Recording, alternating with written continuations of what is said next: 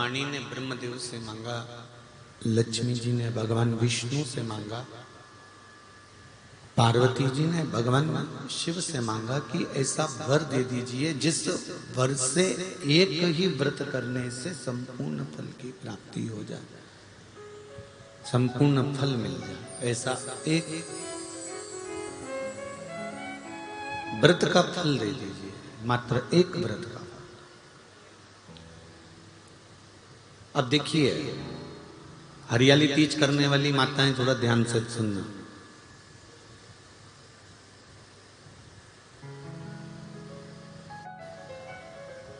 हरियाली तीज जब माताएं करती हैं तो एक हरियाली तीज, एक गणगौर की तीज,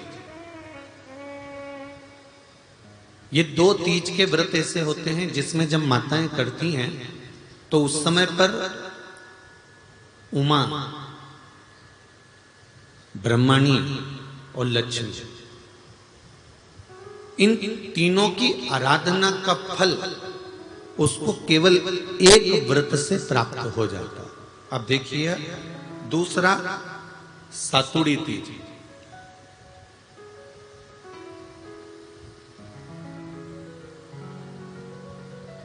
इसमें उमा और महेश्वर, उमा और महेश, ब्रह्माणी और लक्ष्मी, इन चार के व्रत तप का फल एक साथ सातुड़ी तीज के दिन प्राप्त हो जाता। अब एक आती है हरतालिका तीज। आप लोग करते हो हरतालिका? यहाँ लोग करते कि नहीं करते? करते हैं यहाँ पे हरतालिका? कौन कौन करता है? जरा हाथ उठाओ तो जरा। अरे सभी करते हो, रखो रखो, बहुत बढ़िया, बहुत अच्छी बात। एक आती है हरतालिका तीज।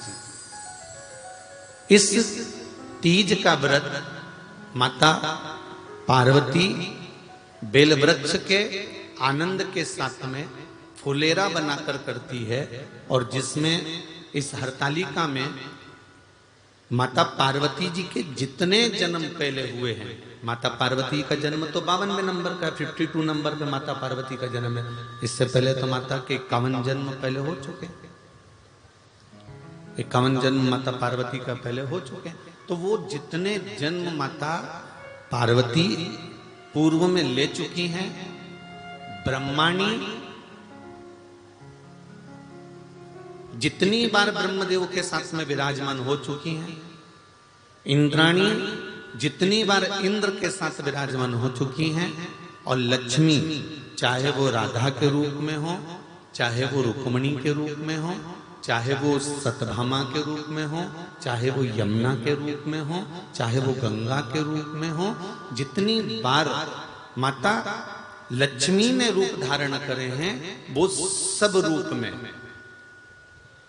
और माता पार्वती अपने सारे रूप में, ब्रह्माणी अपने सारे रूप में, लक्ष्मी अपने सारे रूप में, इस हड़तालिका तीज के व्रत को करने के लिए आतुर रहती हैं। और इस व्रत को कर एक दिन में ही संपूर्ण विश्व का जितना तप है, साधना है, उपवास है, सबका फल एक साथ एकत्रित कर लेती हैं केवल एक व्रत में, हड़तालिका तीज।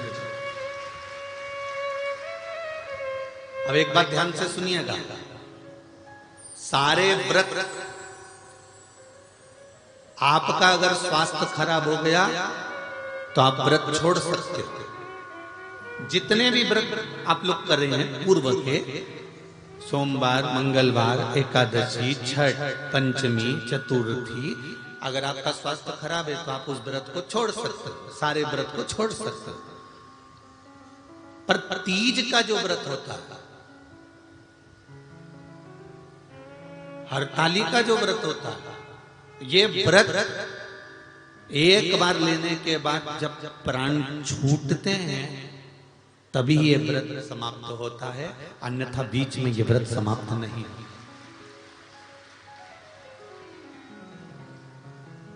ये व्रत समाप्त होता ही नहीं।